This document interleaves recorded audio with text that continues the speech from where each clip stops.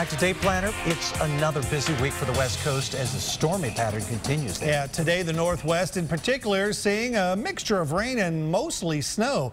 Here's a live look around the Portland area from the tower cam, and kind of a cloudy, overcast, gray day. No snow falling there right now, but we do have some snow in the forecast over the next 24 hours. By the way, the last time they got an inch of snow this late in the season was back in the early to mid 90s. Yeah, kind of rare to see it around the Northwest this time of year, but our own Chris Warren is live in Seattle today. And Chris, you've been watching the snow almost all around you. Any sign of it at all where you are?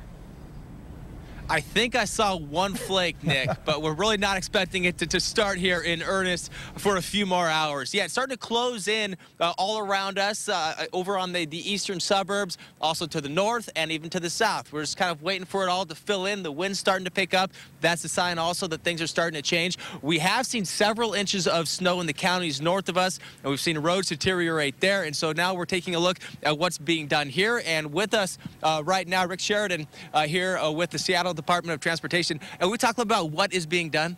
Absolutely. The city of Seattle has been preparing since yesterday afternoon for this snowstorm.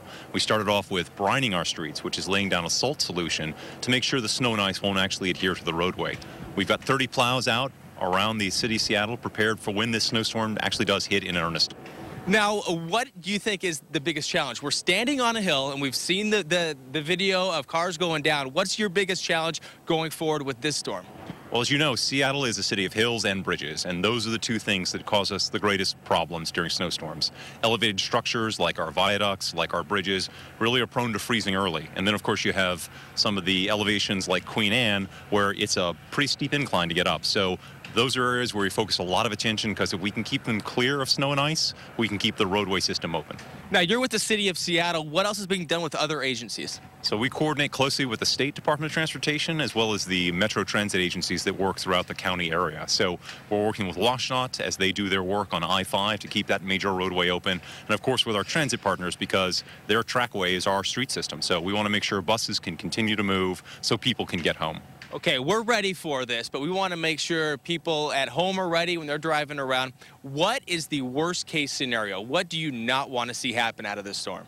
So the one thing we don't want to see is a snowstorm that strikes us with freezing precipitation right during the rush hour. That creates the greatest complication for everyone involved, drivers, the Department of Transportation. So our advice to motorists is if you can stay home, if you can use an alternate work schedule or take mass transit, that really helps us out because that makes sure we can get our plows out to clear city streets. Okay, thank you very much. Certainly appreciate you joining us today. And that's a good point. If we get the very cold air, Nick, you know how it is. You've lived here, Nick, you've worked here.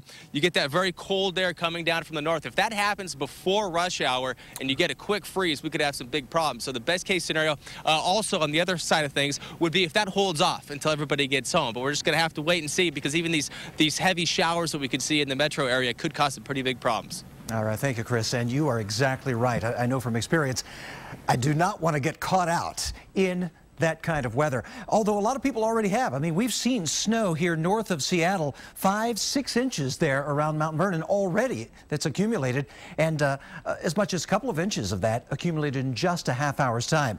Almost the entire state of Washington is under a winter storm warning right now. But, you know, even this winter weather advisory, the darker color, you could see 1 to 3 inches of snow, probably as much as 2 feet there in the Cascade Mountains. We'll continue to see that around Portland, back toward the coastal range as well, and even southward through the Siskiyou Mountains. Tomorrow and Friday, your days are numbered here for snowfall in the Sierra Nevada. It looks like mostly Friday will be your snowy day, so no snow going on right now. It's mostly centered right around western and eastern Washington, down toward the Oregon Cascades right now. Temperatures will eventually fall, but temperatures are all over the place at this moment. They're below freezing out toward the north coast, where we saw some heavy snow around the city of Forks just in the last couple of hours. A bit warmer here in some of the valleys, the mountain areas, already getting that snowfall. Jeff? All right, let's take a look at the whole setup for this next storm coming out of the southwest and eventually maybe causing some severe weather. What we want to do first of all is circle the area that we're looking at. Doesn't look like much there, does it? But this is going to kick out basically and head out into the parts of the southern plains. Going to tap into a little bit of this Gulf moisture coming up from the south, and then voila, this is the area that Greg Force was talking about where we're probably going to have all our problems as far as severe weather. And then a little bit farther to the north, right here in the Ohio Valley and Tennessee valleys, that's where we'll be talking about the potential for some flooding. Again, it's going to take about 24 hours to 36 hours for this all to come together. So graphically, we're going to show you, again, here comes the low coming up out of the southwest. That's the low right here. It will head off toward the east, tap into more of this moisture coming up from the south. The red shaded areas where we potentially could see the severe weather from Dallas to Memphis, then it all slides to the east by Friday. Nick? Well, coming up, a full report from New Zealand for the very latest on the deadly earthquake there. That moment of connection and relief was just palpable. She obviously needs to go for some immediate medical attention because she's been in there for 24 hours. One miraculous rescue on one of Christchurch's darkest days. Amazing stories of survival emerge. And how will weather impact this evening's commute? Here's a hint. Get off the roads in Seattle and Portland. We're affected on a daily basis by whatever happens in the world. And the price of fuel, price of grain. Pollution, that's going to be a big challenge. Every year there's a few more regulations. Yeah, somehow we're going to have to farm this land. At Case IH, we're helping farmers be ready for the challenges ahead with equipment like tractors that emit 90% less emissions while increasing the power to get the job done. Will you be ready? We're ready. Visit CaseIHDeals.com for great deals and a location near you. Work all week long, punching that clock dust till dawn, counting the days till Friday night. That's when all the conditions are right for a good time. Advanced technology that helps provide cleaner air, cleaner water, and helps make all of us more energy efficient is something the whole world can get in step with. I need a good time. Eco-Imagination from GE. It's technology that makes the world work. I thought it was over here. I've been looking and looking my whole life through, trying to find my way back to you, 'cause I love you. Our outback always gets us there. Sometimes it just takes us a little longer to get back. 'Cause I love you, I do. The Weather Man. It's been a crazy winter, and it's just getting crazier. The Weather Team. We have breaking news for you this morning. We are getting remarkable images and stories. Weekday mornings from 6 to 11 Eastern. Your daily forecast, news headlines, and the top story. Literally the worst conditions I think I've ever been in. Ready when you are, no matter the weather. 9 states under blizzard warnings. 9 states. Wake up with Al and your weather today. Weekday mornings from 6 to 11 Eastern on the Weather Channel. Weeknights 8, 7 Central, the Weather Channel, primed for excitement. And now, your local on the 8s.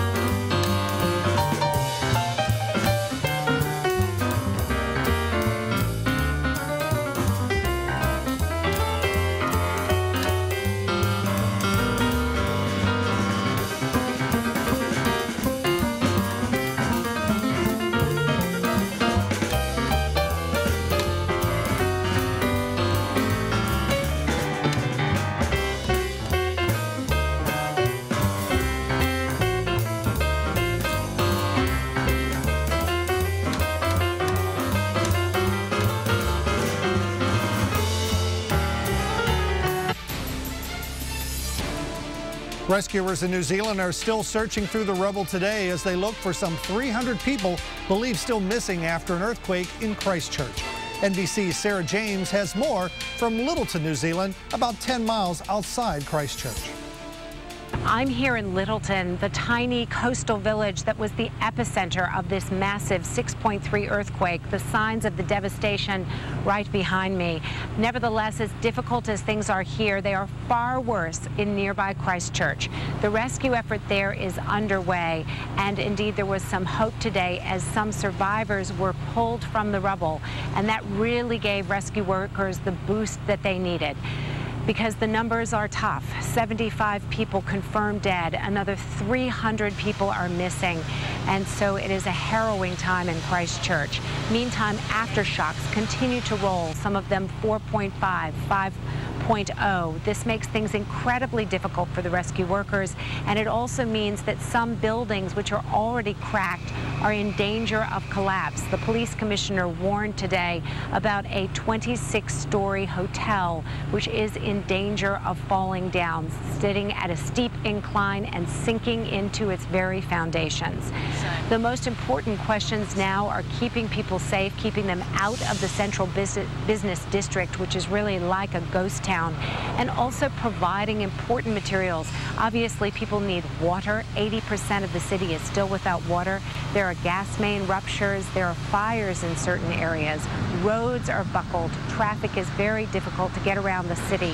So these are all the things that rescue workers and other personnel are paying attention to. And there's a scene that you don't see in a place like New Zealand, this quaint, beautiful island, and that's a military presence and a police presence everywhere there to make sure that people are safe and to keep people from the very dangerous areas.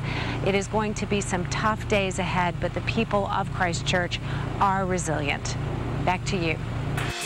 We will continue to follow this story. Just a devastation there. But let's bring it back home in the meantime and talk about travel delays. You might eventually see some here around San Francisco due to, yes, snowfall. We could see that into Friday. Only one time did San Francisco get measurable snow this late in the season. That was on March 3rd, 1896. Wow.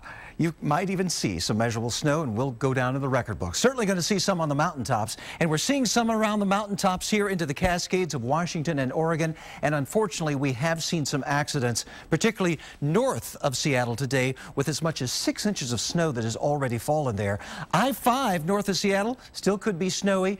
Seattle, you're not seeing the snow right yet, but into the evening drive, it could get messy, and we might even see it beginning here around Portland around the evening drive too, and into the nighttime hours.